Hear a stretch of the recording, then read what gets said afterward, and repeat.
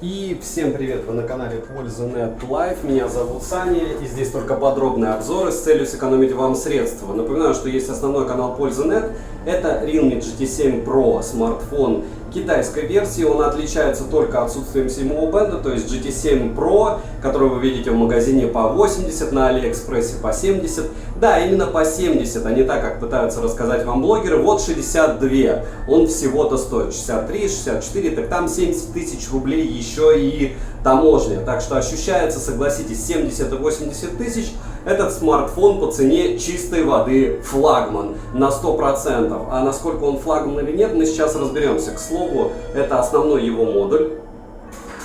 И этот основной модуль сейчас у меня в действии. Единственное, мне пришлось нажать на паузу, потому что я не хотел беспокоить людей в лифте, но по большому счету это все равно можно считать почти обзор одним кадром. Видите, иногда и так бывает, но не будем.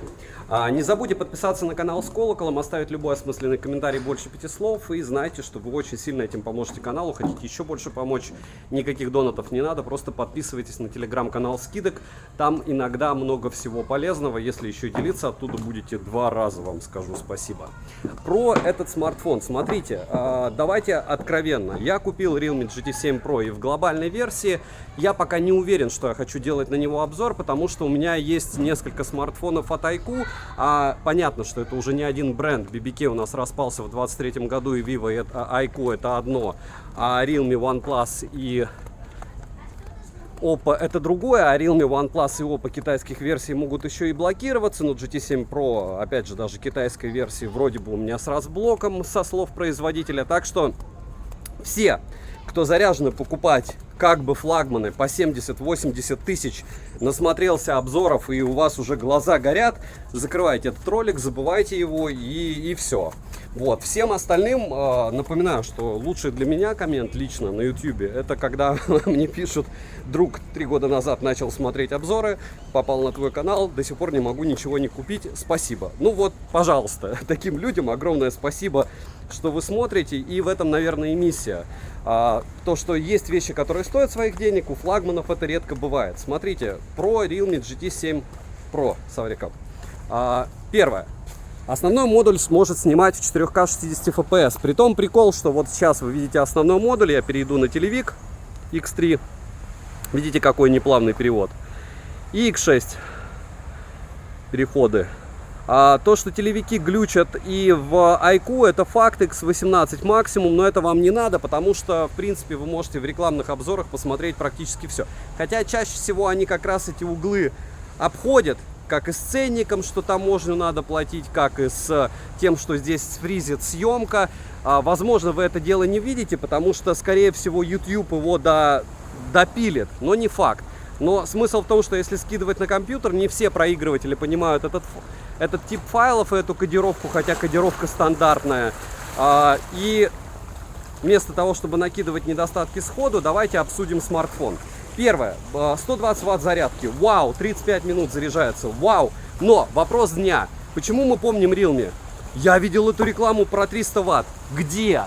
В каких флагманов Realme запихали эти 300 Вт? Смысл было вот это вот все показывать непонятно где и кому, втирать дичь, если ты эти 300 Вт не использовал. Дальше, зарядка в комплекте, чехол в комплекте, спасибо большое, дизайн, кстати, мне очень нравится. Переходим к камерам. Ну, точнее, в комплект мы поняли, у всех китайцев он плюс-минус одинаковый, Vivo, Realme, iQOO, Oppo, даже у Xiaomi то же самое. Все еще они кладут зарядки, все еще кладут кабелье. Единственное, Xiaomi, допустим, в глобалках не всегда кладут зарядки и кабелье, но чаще всего кладут. Так вот, переходим с комплекта, так как это все-таки 70 штук плюс-минус одни и те же, или 80 смартфоны по комплектам, к железу. Начнем с камер. Разумеется, для чего нам нужен такой суперпроцессор? Здесь, смотрите, стоит 8 Elite. Qualcomm Snapdragon 8 Elite, 2 миллиона 700 тысяч баллов в Antutu. И я бы мог зайти со стороны рекламных блогеров, которые рассказывают: в 3D Mark у нас такая стабильность, в Antutu у нас стабильность, везде у нас стабильность, и тротлинг-тест вроде ничего, только в тротлинг-тесте он выбивает гипсов меньше, чем iQOO. А в реальном использовании iQOO 13 мы уже тестировали. То есть я сейчас делаю обзор одним кадром, уже после того, как я гонял два конкурента. А по факту сейчас iQOO 13 и Realme GT7 Pro это конкуренты. Почему? Потому что на одном процессоре уже, считайте, а-ля разные концерны. Так вот, Realme у нас, выкатив этот процессор, забыла о двух вещах. Первое, он нужен для съемки. Съемка здесь, ну, скажем так, не в Красную Армию, по мне, за такие, опять же, за такие средства. Напоминаю, что все дороже $300. Более-менее прилично, очень даже прилично выглядит фото, если есть ручки, как говорится. Как мне нравится, когда говорят, вы главное экспозицию выставите, а потом еще и посмотрите, чтобы постановочное видео было нормальным, а еще и не забудьте автоподбор частоты кадров отключить, а еще поиграйте с кодировкой, и в итоге у тебя получается, что ты флагман покупаешь, а с ним заморачиваешься больше, чем заморачивался бы с каким-нибудь бюджетником или среднебюджетом. Так вот, возвращаясь все-таки к процессору, снимает он не на $700, не на 600, не на 500 и не на 400. То есть спрос в этом деле не помогает. Тогда второй момент. Понятно, что для нормальной работы в системе нам хватит, в принципе, сколько?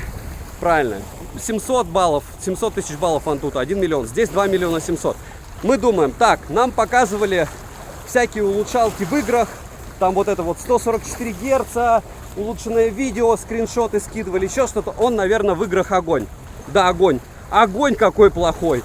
Я специально тестирую устройство в играх, в онлайне, на стриме. И, чтобы вы понимали, два одинаковых устройства Realme GT7 Pro. Начинает фризить на 5-ю минуту игры в Genshin Impact, притом люто. И потом на 9-ю минуту он сбрасывает яркость до 400 люксов, даже ниже. А в то же время iQOO 13 яркость сбрасывает до 800 люксов. Полчаса мы играли спокойно, я думаю, он и час, и два вывезет. И у него еще есть обходная зарядка. Где-то кто-то кого-то чуть-чуть обманул. Нет? Ну, в общем, для чего тогда этот процессор, можете написать. Я понимаю, что в рекламе круто. Еще следующий прикол в рекламе. Меня бомбит по поводу GT7 Pro, потому что у них пошла такая же тема, как и у других брендов плохих. Они думают, что они такие все купили и все в огне. Нет, все в другой субстанции. Огонь, вода. Да. Так вот, по поводу Realme. Они выпустили этот 8 Elite. Вот эта вот штука, он первый на процессоре 8 Elite. В России он первый. В мире вышел OnePlus, Xiaomi 15 Pro сначала на Elite. Потом через неделю вышел iQOO 13, там еще кто-то выходил. Вот насчет еще кто-то я не знаю, но эти два смарта точно. И потом в России через 2 недели они представили этот 8 Elite. Притом, как бы формулировка сама по себе при вот этом всем банкете: мы первые где? Ну теперь давайте во всех, не знаю, в 100 странах каждый раз писать там первые в Папуа-Новой Гвинее, первые в США, первые в Японии, первые в Коста-Рике. Ну что за бред? То есть первый смарт вышел на 8 Elite у Xiaomi. Если даже Realme выпустит, ну получается, то есть Realme позже всех выпустили смартфон и позже всех их оптимизировали, эти смартфоны. Почему? Потому что, вот я говорю, я возвращаюсь, почему меня бомбит. Когда я, допустим, тестю iQOO, у него тоже со съемкой не все волшебно. Но у него хотя бы есть такие приколы, что ты можешь... И камера там, кстати, мне кажется, не лучше, чем здесь. Такой же уровень, хотя по сенсорам она хуже. Но ты там можешь с основного модуля уходить на ультраширик в 4К 60 FPS. В реальном использовании, когда ты тревелишь, ну я на секундочку там 9 стран поменял за 12 месяцев, и в принципе это не предел, это я, скажем, разминаюсь. Намного удобнее, когда ты с основы можешь уходить на ультраширик, потому что на телевике в движении ты особо не поснимаешь. И опять же, телевик нужен для чего? Там счетчики сфотографировать, еще что-то. И iQOO, к слову, тоже есть. Но не об этом рассказ, а рассказ про то, что у нас Realme GT7 Pro не может снимать 4К 60 FPS на ультраширик. Там только 1080p 30 FPS. То есть ты, основной формат у тебя для съемки или 60, 30 вообще. А на фронталку уже 1080p 60 FPS. О, почти сломал ноги. Хейтеры, не ликуйте, но это было очень близко. Так вот, получается, кстати, ему повезло, видите, солнца нету. Я начал идти, солнце было, сейчас нет. Ну, пусть спокойствие, потому что, учитывая количество косяков, он даже если бы волшебно снимал, было бы все равно. Мне лично, вам нет. Вы, конечно, посмотрите на это сглаживание углов. Не у всех, кстати. То есть я уже видел обзоры, просто, допустим, в этой ситуации, вот сейчас обзор одним кадром, мне первый раз по смарту, ну просто люди не знают, что они, разные люди пишут, мне разные блогеры писали. То есть я не всем рассказывал, что вот, ну там, кто-то мне пишет, такие, вот, что ты гонишь. Я же ему не буду говорить, что он не один мне пишет. В общем, разные блогеры мне писали, как-то я гоню на 7 Pro. Он же такой хороший, везде у всех все проигрывается. А есть блогеры, у которых у всех видео с 7 Pro проигрывается. Но как минимум раз, два, три, 4 блогера имеют проблемы с проигрыванием и рендером, в том числе я. И еще один человек, который занимается монтажом. То есть суммарно 5 человек, которые занимаются видеосъемкой минимум 8 лет профессионально этим зарабатывают. У них проблемы с кодировкой данного формата. Но, как говорится, если ты с Realme дружишь, проблем у тебя никаких нет. А еще если ты пользуешься Mac'ом, как я понимаю, на Mac'ах видео вот с этого вот смарта великолепно проигрывается. То есть вы имеете MacBook и, допустим, Realme 7 Pro, и у вас будет отличная съемка. Так, продолжаем бомбеж чуть-чуть. Ну, по-другому никак. Потому что, смотрите, фронталка шлак, ультраширик шлак. На секундочку, я все еще напоминаю вам. Нет, это не 62 тысячи на Али на тот момент, когда я делал обзор. Это было 70 кусков. И я понимаю, что люди, которые рассказывают об этом, и им прислал производитель, мне тоже много чего присылают. Они как бы вот так и представляют. А потом станет дешевле. Да, но у флагманов в этом и проблема. Что ты, когда платишь за смартфон на Али или еще где-то и доставка из-за рубежа, ты еще платишь налог 15%. И вот эти вот 60 штук, 64 штуки превращаются в 71 штуку, а 70 ощущается вообще по-другому. И когда кто-то говорит 80 кусков в ритейле, 70 кусков на Али, жесть. Жесть. То есть 85 на Авито стоит S24 Ultra со стилусом, огромным экраном, допиленной оболочкой. Да, у Samsung свои проблемы. За 85 кусков ты можешь купить iPhone 16, 15 Pro, если поискать. За 80 кусков ты можешь купить себе два Xiaomi 14T, которые вообще не проигрывают, а где-то уделывают 7 Realme GT7 Pro по видеосъемке. И что ты получаешь от GT7 Pro, помимо рекламы? Классно, есть IP68, IP69K, но у меня Vivo, это был когда-то тот же концерн, X100S с IP69K уже тонул, так что Realme спасибо, я знаю. Второй момент, разумеется, здесь, ну это вообще ржака, за 70 кусков у вас нет ни обходной зарядки, ни беспроводной, ни, разумеется, беспроводной реверсивной. Ну, вообще огонь, фронталка 1080p, как это обыграть? Но народ обыгрывает, самое интересное. То есть, что я вам могу сказать по поводу этого смартфона? Не обыгрывать не надо. Я не знаю, буду ли я делать обзор на глобалку, потому что это выйдет мне еще в 20 с лишним кусков. Ну, так как я ее покупал за 70 на Али, суммарно, с таможней, и продавать мне ее надо будет где-то за 50, а здесь я тоже теряю 20 штук на продаже того же китайского смарта, я подумаю покупать его, ну, как бы, когда он уже пришел, он уже пришел, кстати, распаковывать его или продавать, потому что, допустим, Realme GT6 китайской версии я по той же цене, что купил на Али, а я покупал, на секундочку, за 34, докидывал туда, получается, 3000, за 37 продать уже очень давно не могу, запакованный. Да, Диман, привет тебе. Так вот, здесь можно продать, смотрите как, направленный микрофон, HyperMage плюс AI, то есть вы можете играться с фотками. Говорю, меня это больше всего убивает. Играться с фотками можно через любую программу, но это как ТЗ, понимаете? То есть людям надо рассказать вам про игровые возможности, которые ни хрена здесь не работают. Людям нужно рассказать про то, как вы можете видоизменять фоточки, которые вам вообще не нужны, но это... Я в 40 лет буду снежок добавлять, серьезно, или еще какую-нибудь штуку, ну окей, ну есть для этого программа уже лет 5. Понятно, что их интегрировали сейчас в телефоны, потому что идет ухудшение съемки, удорожание процессоров, вообще удорожание материалов, жизнь становится дороже, и как-то надо на чем-то дешевле. Хотя вроде бы технологии становятся дешевле. Но не во всем, материала-то нет. Да, можно сказать, металлическая рамка, защита от влаги, можно сказать, зарядка за 35 минут. Хотя еще раз спрашиваю, где наши 300 ватт, про которые вы столько говорили? Что еще? Классный отзывчивый прямой экран, почти прямой. То есть, допустим, в iQOO 13 он прямой. Вот это, кстати, iQOO Z9 Turbo Plus, и он прям трындец как похож на iQOO 13, обзор уже на который был на канале.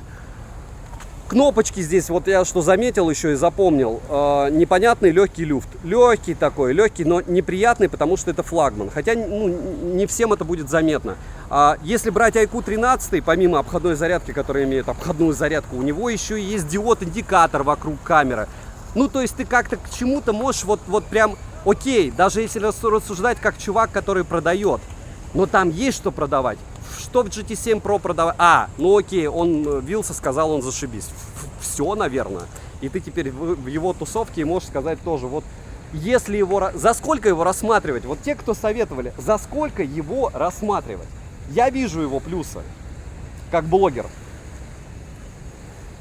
Но после того, как я его протестировал, я их вижу намного хуже.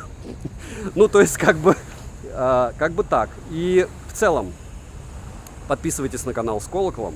Надеюсь, что хейтеры смотрели это без звука. Напоминаю, что больше 100 таких обзоров на канале в одних и тех же условиях, с одним и тем же лифтом, одним и тем же лицом, плюс-минус голосом.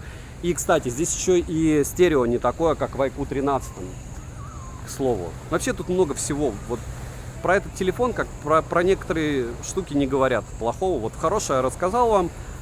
Плохой не буду. Экран там то, что 144 Гц, где-то не 144. Ну, тач мне не нравится здесь в играх. Я не в те игры играю, как бы, наверное. PUBG New State, PUBG, Genshin Impact, Wreckfest. Надо в какие-нибудь казуалочки, либо какие-нибудь там, ну, что-то, во что вот надо играть, чтобы почувствовать, что здесь нормальный тач. Притом, разумеется, настройками в играх я пользовался. Разумеется, в китайской версии нет eSIM, но есть запись звонков о начале, без уведомления собеседника о начале записи. Так что девайсу однозначно да, за стоимость, наверное, $400, потому что, ну, это аналог Xiaomi 14T, недопиленный, просто с очень дорогим процессором. Наверное, от безысходности они будут продавать его за $450. Соответственно, плюс налог.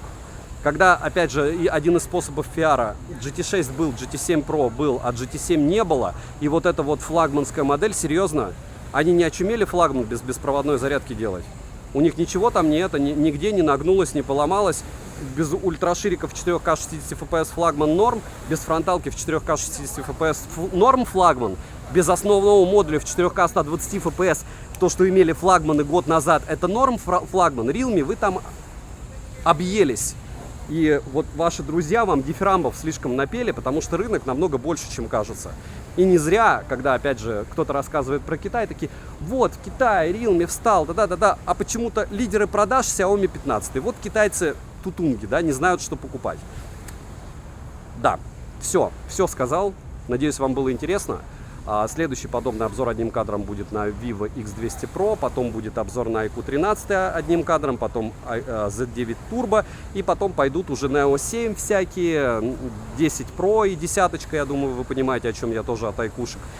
И потом пойдет вал того, что уже все обозревали, это OnePlus 13, Honor 7, помимо этого, разумеется, Nubia Z70 Ultra, разумеется, 3 самых крутых планшета, я думаю, вы догадываетесь, какие. Так что девайсу, повторяюсь, за определенную стоимость, которую я уже назвал, однозначно да, вы идете в правильном направлении, теперь о вас знает очень много людей. Напоминаю, что есть у меня полноценный обзор, прожарка. Кстати, один день во Вьетнаме я на него снимал, но мне надо было перерендеривать все, в иншорте монтировал. И вот теперь этот обзор. Отработал 5 обзоров на одном китайском девайсе. Добра и удачи вам, дорогие друзья!